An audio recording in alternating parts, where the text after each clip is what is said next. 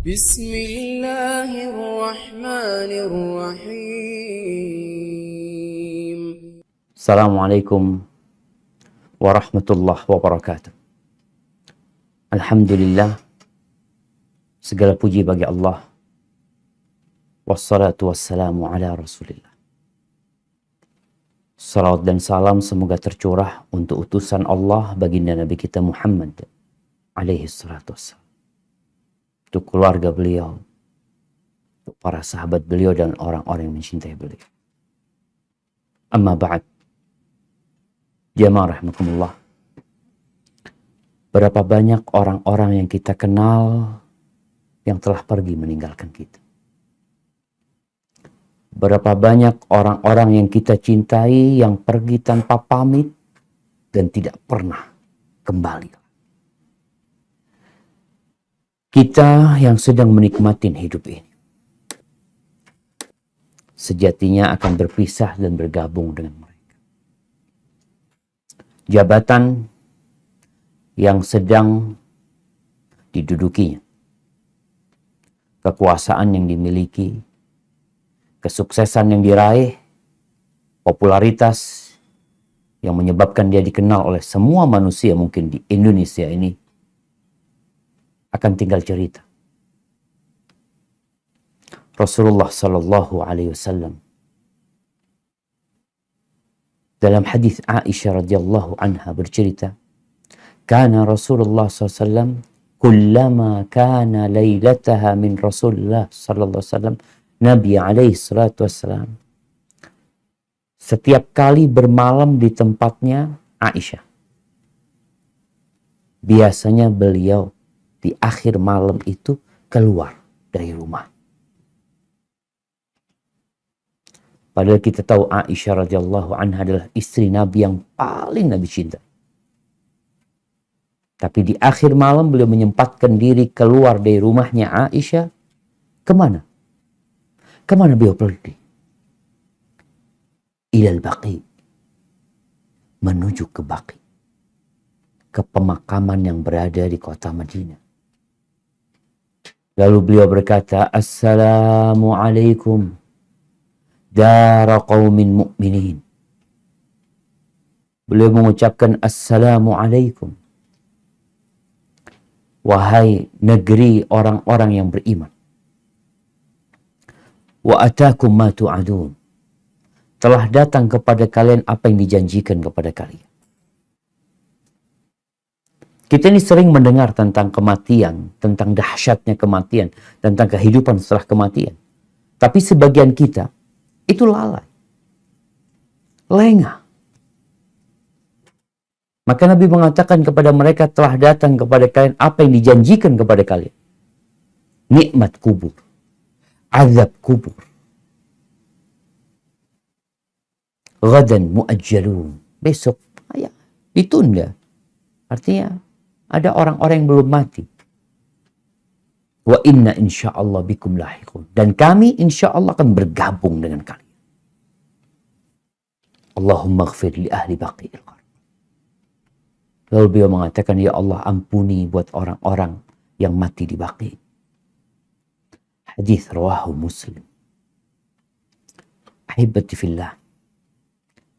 Ish ma syi'ta. Fa innaka mayyitun.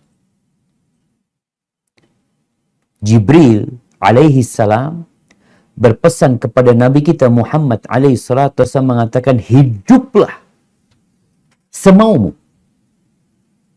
Silakan hidup, engkau hidup semaumu.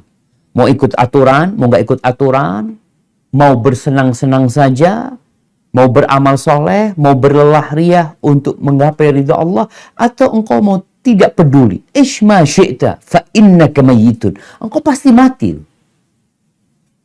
Sebuah kepastian dan keniscayaan yang tidak bisa manusia lari darinya. Sekuat apapun orang ini, secara ekonomi, secara kekuasaan, secara popularitas, mati.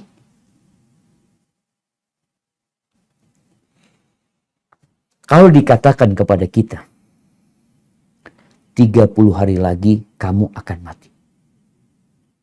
Dokter mengatakan, kayaknya umurmu gak panjang lagi. Mungkin 30 hari lagi. Itu kalau nyampe. Kira-kira apa yang akan kita lakukan? Kalau dikatakan kepada kita 7 hari lagi engkau akan mati. Berubahkah kita? Atau kita tetap seperti apa adanya? Kalau dikatakan kepada kita 3 hari lagi engkau akan. Semakin mendekat kepada kematian, kita biasanya semakin bersiap-siap. Lalu kalau terakhir dikatakan besok engkau akan mati, mungkin kita tidak akan keluar dari masjid.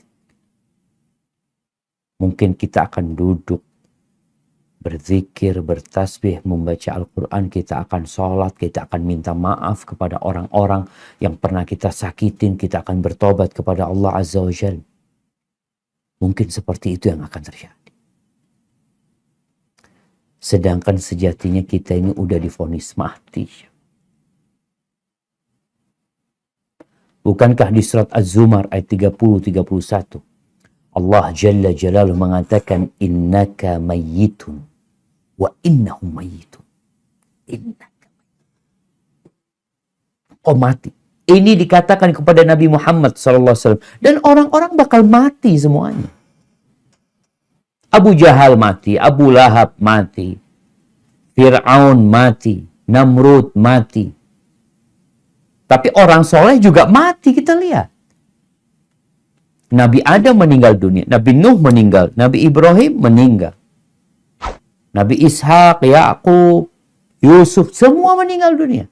Nabi Musa meninggal dunia. Dan Nabi kita Muhammad alaihi salatu wassalam terbukti meninggal dunia. 1431 tahun yang lalu beliau meninggal dunia. Beliau dikubur.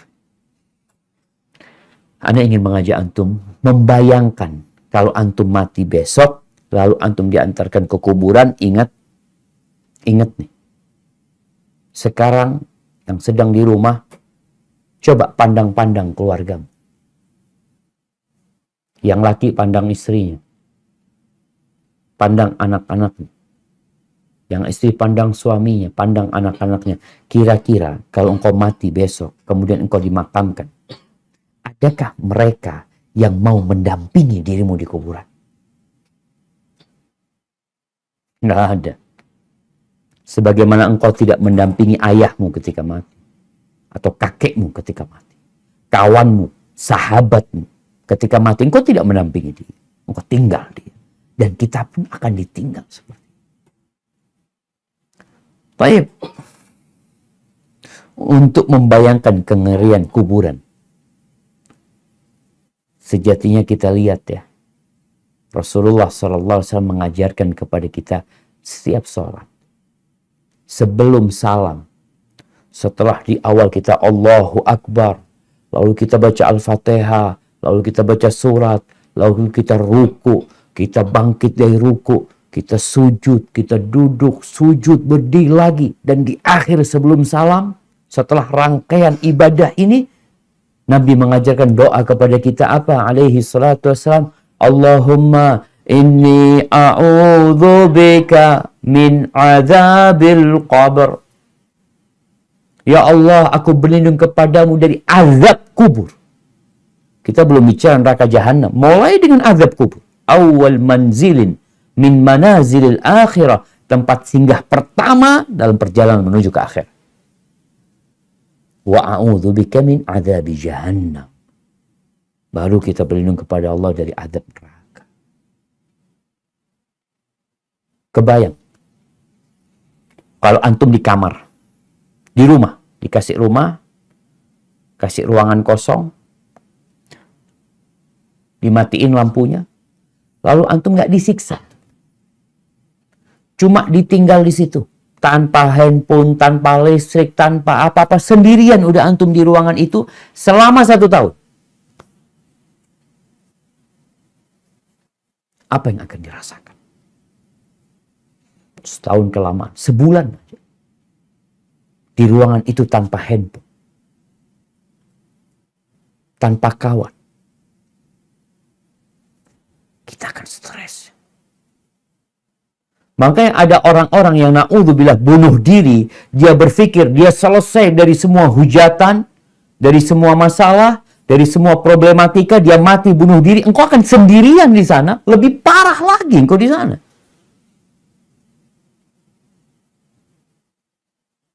Datang keluargamu ke kuburan, ngantarkan engkau, ditinggal di sana di kuburan. Bukan sehari, bukan 2 hari engkau sendirian di sana. Bukan 3 hari, bukan sepekan, bukan setahun. Ratusan tahun mungkin di sana. Bayangkan Fir'aun ribuan tahun di kuburan. Di alam barzakh sendirian. Kecuali orang-orang yang punya amal soleh. Dan ini yang perlu dibicarakan. Kalau engkau dikatakan besok mati, engkau bawa apa ke kuburan sana? Apa amalan yang sudah engkau kerjakan? Tatkala engkau menimbang antara dosa-dosa yang dikerjakan dengan amal soleh, lebih banyak dosa? Enggak mungkin. Mungkin lebih banyak. Atau waktu kita sepanjang hidup ternyata lebih banyak untuk mencari dunia yang kita tahu nggak dibawa mati. Orang itu kepingin rumah yang luas. Orang itu kepingin punya rumah gitu juga, milik dia. Tapi terkadang ada yang mati nggak punya rumah. Mati di rumah kontrakan dia. Mati nggak punya mobil. Tapi dia mati membawa amal soleh. Bisa jadi orang yang rumahnya luas di dunia. Mati. Dia berada di tempat sempit. Yang sesempit-sempitnya setelah keluasan dunia. Ahibati fillah. Orang-orang yang meninggal dunia akan menyesal ketika tidak punya persiapan. Oleh karena itu Nabi SAW mengatakan aktsiru dzikra hadzimil ladzat.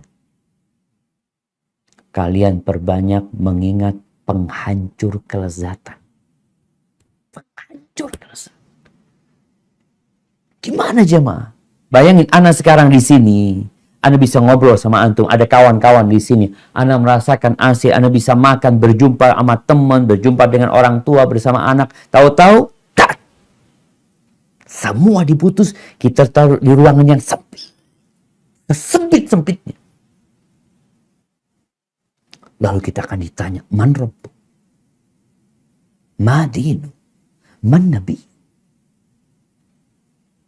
Tanpa ada yang menolak. Coba kita lihat angan-angan orang mati. Apa sih yang dia inginkan? Kalau orang soleh, dalam hadis riwayat Bukhari, Rasulullah sallallahu alaihi wasallam mengatakan, "Idza wudi'atil janazah wahtamalaha ar-rijalu ala a'naqihim." Apabila jenazah itu telah diletakkan di keranda, kemudian dibawa oleh laki-laki di atas pundak mereka, fa in kanat salihatan qalat qaddimuni. Kalau dia orang soleh, maka dia akan mengatakan, segerakan aku. Kok bisa? Iya. Dunia yang begitu luas ini. Dunia yang begitu mempesona, yang begitu menggoda, yang membuat kita merasakan kelezatannya bersama kepahitannya, itu penjara buat orang-orang soleh yang beriman. Penjara. Jadi kematian buat mereka adalah sebuah keindahan sebenarnya ketika harus pindah menuju ke tempat yang lebih luas. Kalau orang soleh. Bukan orang kaya. Bukan pejabat. Bukan orang yang populer. Bukan orang yang banyak followernya. Orang soleh, kata Rasul. Dia akan mengatakan, qaddimuni. Wa in kanat ghaira salihah. Tapi kalau dia itu bukan orang soleh, jenazah ini akan berkata, ya wailaha, aina yadhhabuna biha. Celaka ini, mau dibawa kemana ini? Dikeluarkan dari rumah. Kita lihatlah. Apa yang dibawa tuh orang-orang mati? Kekayaannya 10 miliar. Yang kaya raya kita bilang. Ini orang kaya raya. Nggak ada yang dibawa. Sama dengan orang yang nggak punya apa-apa. Orang punya uang 1 miliar sama orang punya uang 1 juta. Sama matinya. Dibungkus kafan. Dibawa ke sana. Kuburannya sama. Enggak Ustaz, lebih luas. Nggak ada, kuburannya sama. Walaupun tanahnya luas, tetap satu petak itu tempat dia. Tempat badannya dia. Tinggal dia orang soleh atau tidak. Kalau orang soleh, maka dia akan teriak, mengatakan segerakan. Tapi kalau dia nggak soleh, ya tadi kita bicarakan. Antum kalau di penjara, lihat ya kadangkala kalau ada sidang, vonis dibacakan, divonis 20 tahun, langsung menangis. 20 tahun. Cuma 20 tahun itu. Bayangin orang yang mati 1000 tahun yang lalu sampai sekarang di kuburan di tempat yang sempit itu berapa tahun? 1000 tahun dia di sana. Di penjara, subhanallah. Engkau ketemu kawan, dikasih makan, duduk, ngobrol. Makanya yang ditakutkan oleh orang yang di penjara itu, kalau ditaruh di penjara sendirian. Ditutup. Nggak ada suara apa-apa. Hanya dia dengan dirinya sendiri. Dia kepingin mati, tapi dia sudah mati.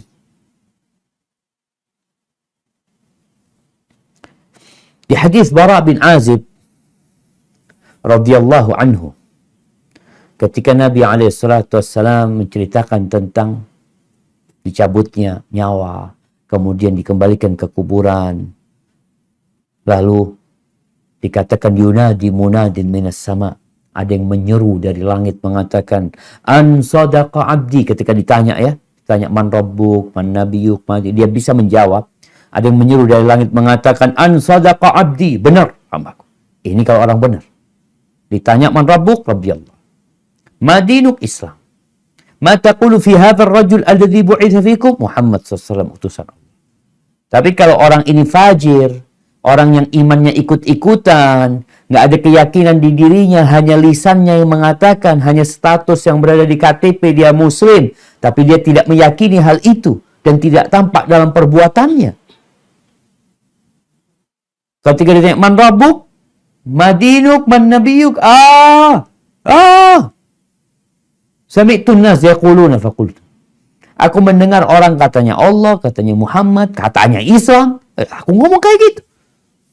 Itu dipukul pakai martir jamaah sampai hancur.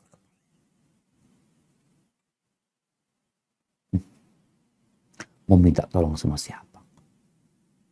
Makanya ketika engkau besok mati, apa yang akan kita lakukan? Tapi kalau dia bisa menjawab dengan benar karena keyakinan dan amalan dia, maka ada yang menyuruh mengatakan an sadaqa abdi, benar, hambaku itu benar. Jawabannya sahih semuanya.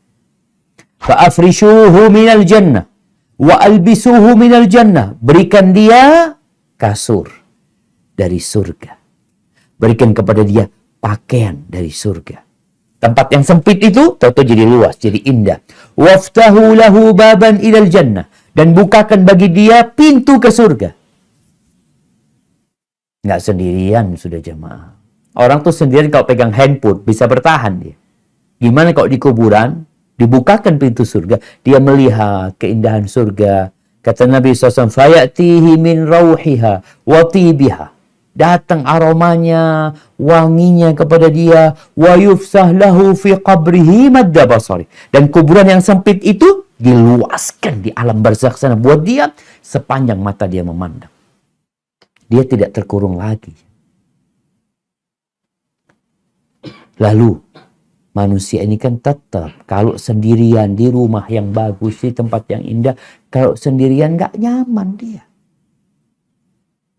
Manusia yang namanya insan karena dia perlu kawan. Dia makhluk sosial. Lalu datang, wa ya'tihi rajulun hasanul wajh, hasanul thiyab. Akan datang kepada dia seorang yang wajahnya indah, yang bajunya bagus, yang wangi, lalu berkata, abshir billadhi yasurruka. Bergembiralah dengan yang menggembirakanmu. Kemudian, hadza yaumuka alladzi kunta tu'ad. Ini hari yang kau dijanjikan. Jemaah, kita sholat, kita sedang dengar kajian dapat apa? Kita sholat dapat apa? Ramadan bentar lagi, kita puasa, kita sholat tarawih, kita baca Quran sebulan penuh, dapat apa? Fulus nggak dapat kita. Dapat capek kita, iya. Lelah kita. Kalau orang bekerja dapat duit. Makanya dunia ini dar amal, negeri untuk beramal tanpa hisab. Kita nggak dihitung di sini. Nggak dikasih tuh balasan yang kau sholat 5 waktu, dapat duit 100.000. Enggak. Sholat ke masjid, dapat duit 1 juta. Enggak. Berangkat haji, nggak dapat apa-apa. Karena balasannya nanti. Tatkala ajal menjemput kita. Di tempat itu loh, kita lihat kuburan sana tuh, itu awal. Tempat kita akan mendapatkan balasan. Datang nih orang yang wajahnya indah, aromanya wangi, pakaiannya juga bagus. Lalu dia memberikan kabar gembira. Lalu tanya, engkau siapa? Engkau siapa? Kok wajahmu wajah yang penuh dengan kebaikan gitu loh. Aroma juga wangi, kata dia. Ana amaluka saleh. Aku amal saleh. Aku amal saleh. Ma'alimtuka illa kunta sari'an fi ta'atillah. Aku tidak mendapatimu kecuali orang yang bersungguh-sungguh.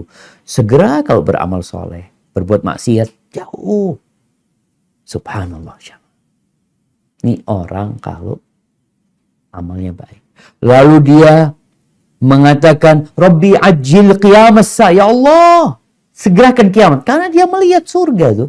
Dan ditampakkan kepada neraka. Kalau engkau nggak beramal soleh, ini tempatmu. Sehingga dia semakin gembira. Tatkala dia minta didirikan kiamat, dia mengkaima arji ila ahli wa amali, supaya aku bisa ketemu sama keluarga aku lagi.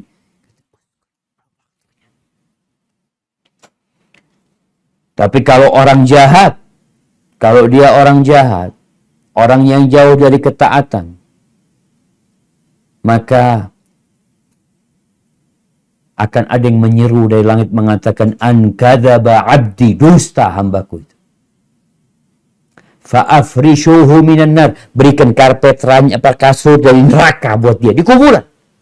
Mungkin kita melihat kuburannya nggak ada apa-apa, Ustaz, semuanya sama. Enggak. Alam barzakh itu alam yang luas. Dikasih kasur dari neraka, dikasih pakaian dari neraka, dan dibukakan pintu ke neraka. Lalu datang orang. Ini jamaah. Sebagian orang memperolok-olok neraka. Memperolok-olok azab kubur. Tidak mempercayai adanya hari akhirat.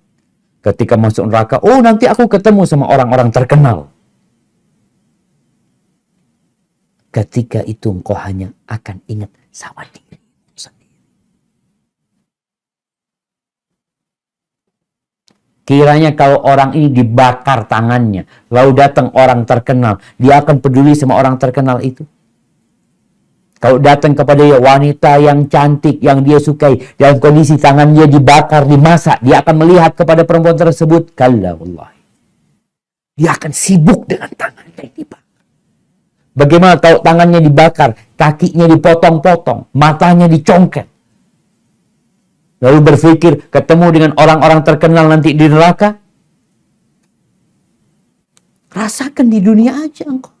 Makanya semua orang kan sibuk dengan urusannya masing-masing. Sehingga orang ini akan dibukakan pintu neraka. Lalu setelah itu datang orang yang busuk aromanya, buruk rupanya, menjijikkan. Lalu orang yang mengatakan, engkau siapa engkau? Wajahmu wajah yang datang dengan keburukan, aromamu busuk, kata dia. Aku amal buruk. Haibati fillah. Kita mau sedang membuat kawan kita. Sedang membuat kuburan kita sendiri dengan amal kita.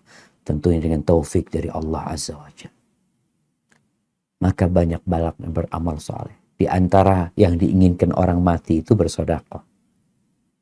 Kenapa kalau sedekah? Kita capek cari fulus lalu ditinggal.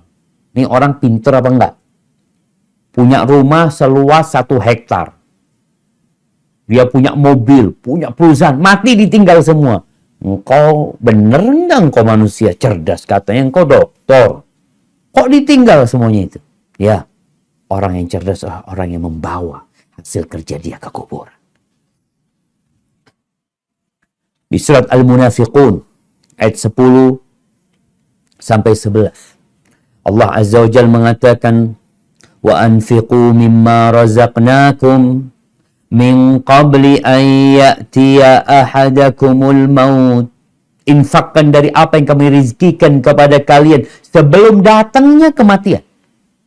Fayaqula Rabbi, kemudian orang ini mengatakan, Rabbi laula akhartani ila ajalin qarib. Kalau engkau akhirkan umurku sedikit aja, dikit dimundurin. Kalau mati jam 7, umpamanya mati jam 7:05. Kepingin apa orang ini? Kepingin apa? Kepingin menyelesaikan bangunan rumahnya? Ingin menyelesaikan pembelian tanah? Apa yang dia inginkan? Fa'asaddaq. Dia ingin sedekah. Wa akun minas salihin. Dan aku jadi orang soleh gitu. Tahu nih sedekah ini bukti keimanan. Orang kerja mengeluarkan uangnya berbagi jalan Allah. Itu bukti engkau beriman dengan hari akhir. Bukti keyakinan bahwa dunia ini akan hancur. Bahwa dunia ini hina. Makanya Nabi SAW ketika beliau tidur di atas tikar yang membekas di perutnya, para sahabat sedih. Mereka mengingat, ya Rasulullah, tuh raja-raja Persia, raja-raja Romawi, bergelimang harta, hidup dalam kemewahan, menikmati dunia ini. Sedangkan engkau, ya Rasulullah, kau tidur di atas tikar membekas di perutmu. Apa kata Nabi SAW? Mali walid dunya. Apa urusanku sama dunia ini? Apa urusanku sama dunia? Innama mathali wa mathalud dunya karakibin istadhalla tahta syajara thumma raha wa tarakaha. Aku ini seperti hubunganku sama dunia ini seperti seorang musafir, pengembara yang naik onta, naik kendaraan, tahu-tahu singgah di bawah pohon, berteduh, lalu pergi meninggalkan pohon itu selama-lamanya.